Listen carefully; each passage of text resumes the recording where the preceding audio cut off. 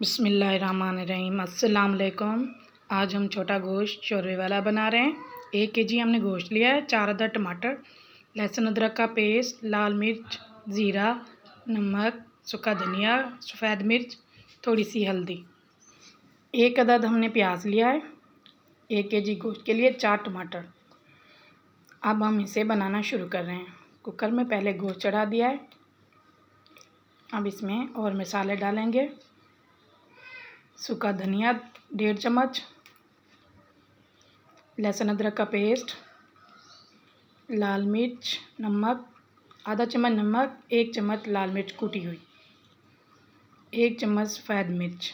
इससे खुशबू और जायका बहुत मज़े का बनता है।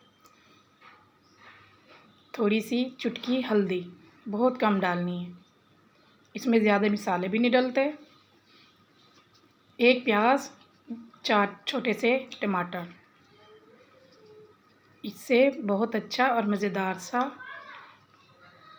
आधा लीटर पानी डालेंगे। पानी सूख चुका है। अब हम इसके अंदर घी डालेंगे। 2 चम्मच घी डाला है। ये बकरे का गोश्त है, इसके अंदर खुद का घी निकल आता है, चर्बी वाला गोश्त था। अब हम इसकी भुनाई करेंगे। लाल मिर्च, ज़ीरा और हरी मिर्च ये शामिल करके इसे अच्छे से भूनेंगे जब तक गोश्त भुनता रहेगा। फिर इसके अंदर हम दही शामिल करेंगे। 2 से 3 चम्मच दही शामिल कर दिए, क्योंकि हमने हल्की हल्की ग्रेवी शोरबे वाला सालन बनाना। दही डाल के भी थोड़ी देर भूनना है। जब तक दही भून नहीं जाता हम चम्मच हिलाते रहेंगे।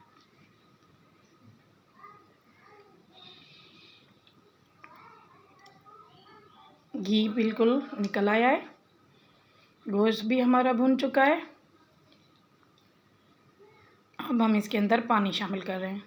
जितना आपने इसका शोरबा रखना हो उतना पानी शामिल करना है। गोश्त बिल्कुल गल चुका है, कुकर में गलाया था। बस हल्की सी ग्रेवी और मज़ेदार सा सालन तैयार हो जाएगा। सालन हमारा तैयार हो चुका है, देख लें, बहुत ही अच्छा और मज़ेदार सा तैयार हुआ है। अब हम इसके सर्व करेंगे।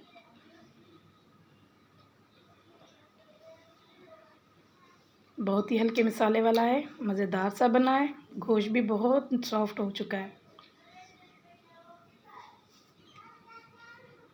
नान के साथ, रोटी के साथ, जिस चीज़ के साथ खाएं, बहुत ही मज़ेदार तैयार हुआ है। अब हमने थोड़ा सा पुदीने से गार्निश कर लिया है। अगर आपको हमारी रेसिपी अच्छी लगे, लाइक और सब्सक्राइब कमेंट कीजिएगा। ज़्यादा से ज़्यादा वीडियो को शेयर कीजिएगा। शुक्रिया। अल्लाह हाफिज़।